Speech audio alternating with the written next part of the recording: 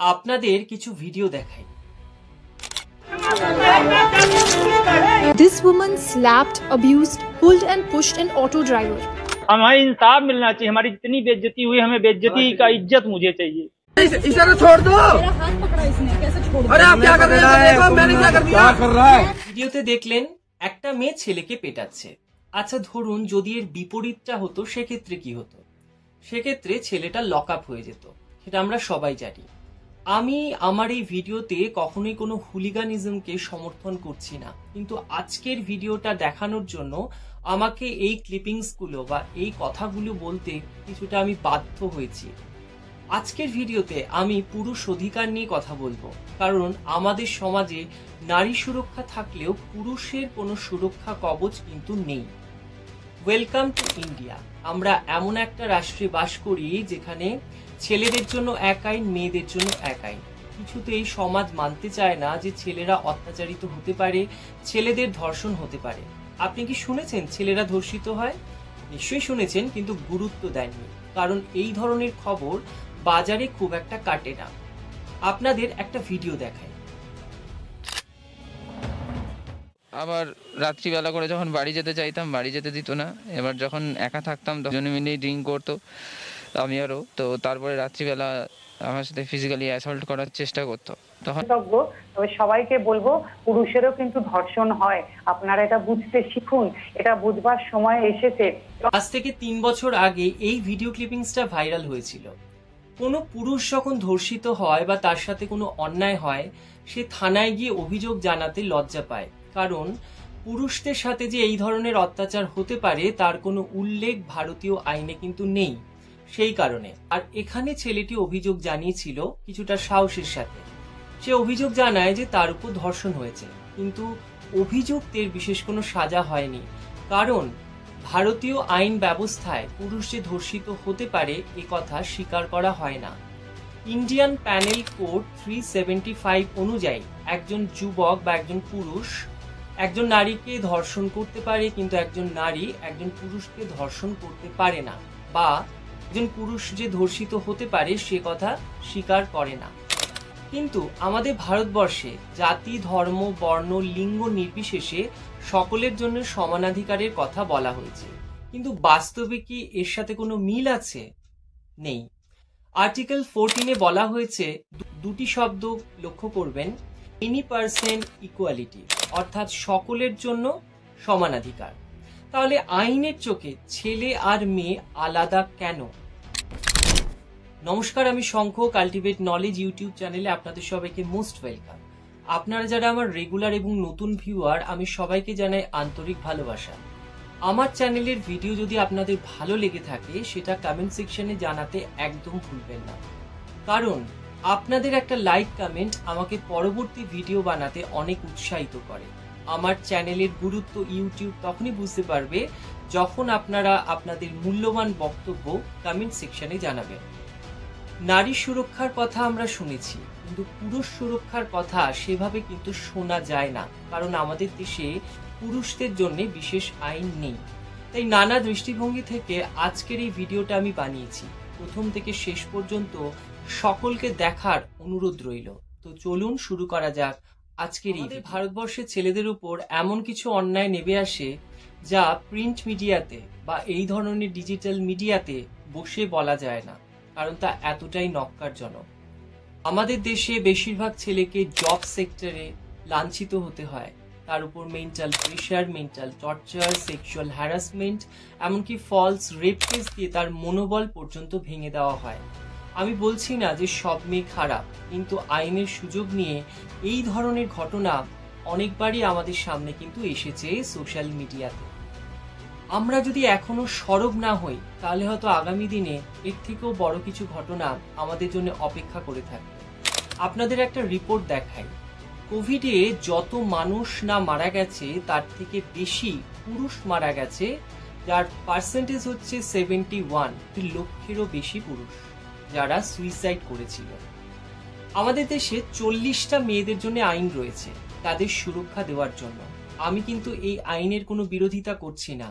আমি মনে করি মেয়েদেরও সুরক্ষা পাওয়ার অধিকার আছে, শুধু মেয়ে কেন, সব মানুষের সুরক্ষা পাওয়ার অধিকার আছে, আর সেই অধিকার থেকে আজকের এই ভিডিও। কিন্তু ছেলেদের জন্য কোনো আইন না থাকার কারণে ছেলেরা সব রকম ভাবে ডেপ্রাইভড, তারা কিন্তু আইনের সুযোগ সুবিধা কোনোটাই নিতে পারে না।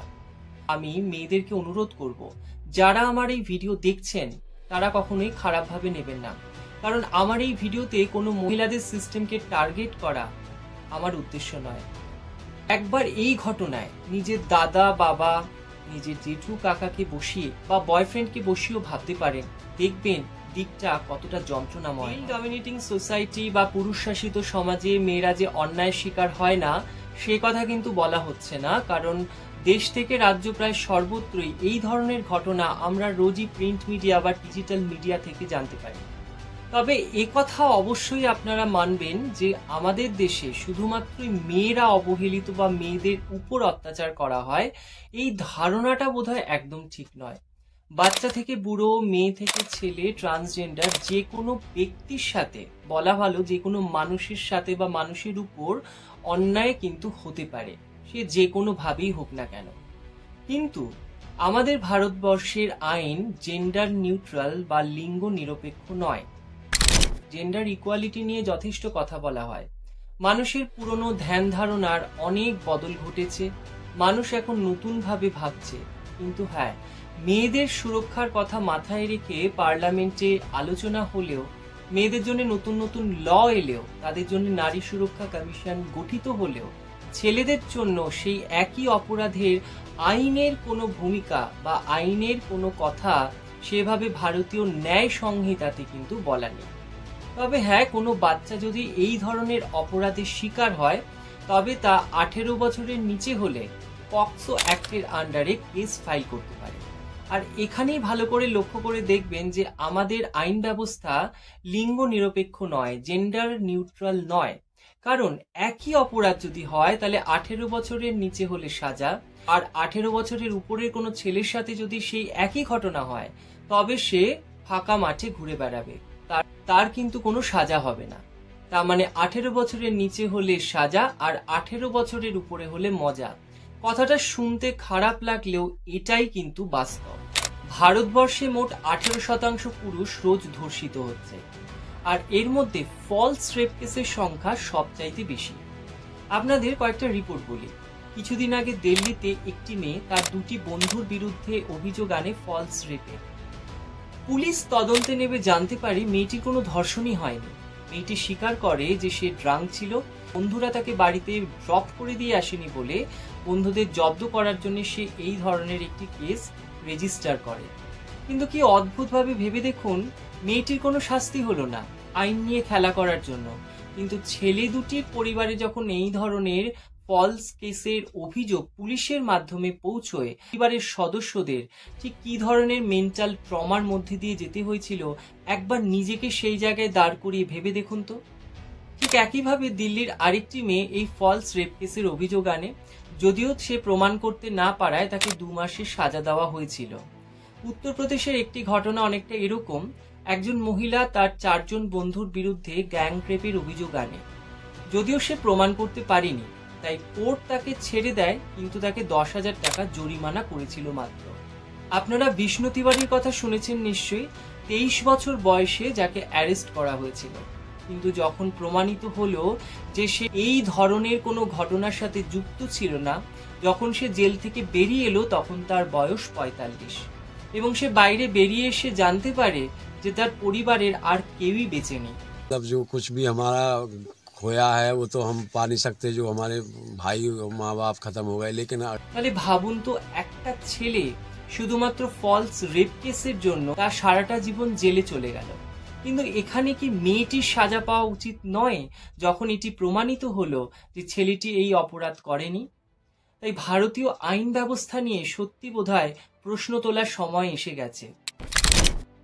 এখন টিন্ডার বা এই ধরনের কিছু ডেটিং অ্যাপে মানুষ বন্ধুত্ব করছে, আর এর প্রভাব যে কতটা ভয়ঙ্কর তা নিয়ে আমার চ্যানেলে আলাদা একটা ভিডিও আছে, আপনারা চাইলে দেখতে পারেন, ডেসক্রিপশনে লিংক দেওয়া থাকবে।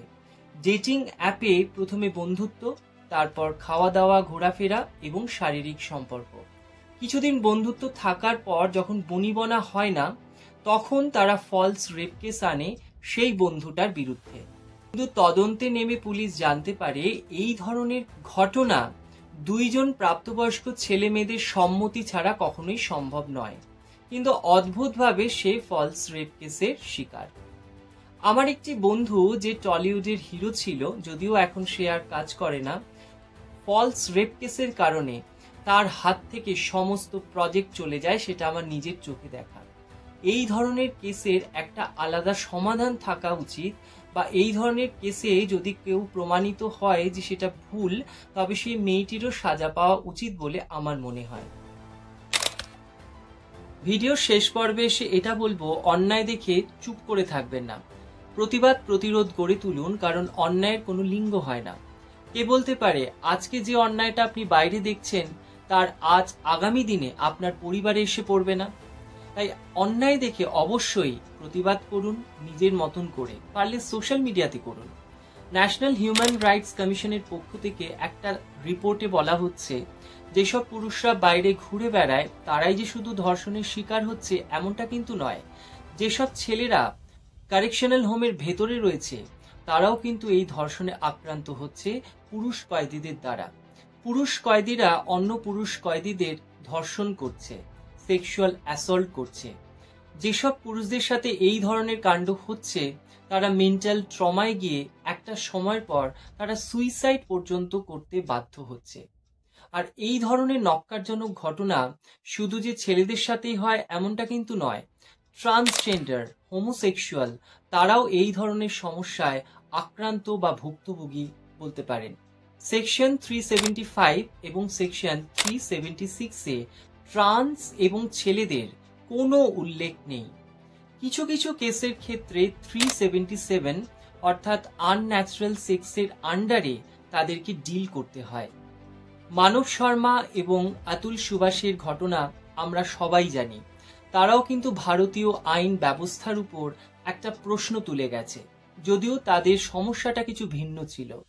আসলে আমাদের সমাজে দীর্ঘদিন ধরে একটা ধারণা চলে আসছে, ছেলে মানে সবল, মেয়ে মানে দুর্বল। কিন্তু এখনকার দিনে মেয়েরা যথেষ্ট উন্নতি করছে, তারপরেও এই ধরনের ধারণা বা মাইন্ডসেট চলে আসছে যে মেয়েরা দুর্বল। তার মানে ধর্ষণ যিনি করবেন তিনি হলেন সবল অর্থাৎ পুরুষ, যিনি ধর্ষিতা হবেন বা ধর্ষিত হবেন তিনি সব ক্ষেত্রেই মহিলা। আর এই ধারণা থেকে যতদিন না আমরা বেরোতে পারবো, আমি জানি না কিভাবে এই সমস্যার সমাধান করা সম্ভব। রবীন্দ্রনাথ ঠাকুর বলেছিলেন, খারাপ যদি 340, ভালোর সংখ্যা 57। আমরা চিরকালই জানি ভালোর সংখ্যা কম হয়, খারাপের সংখ্যা বেশি হয়। আমরা যদি খারাপকে চিহ্নিত করতে পারি বা খারাপকে নিয়ন্ত্রণে আনতে পারি, তাহলে হয়তো এই ধরনের সমস্যা অনেকটা কমে আসবে।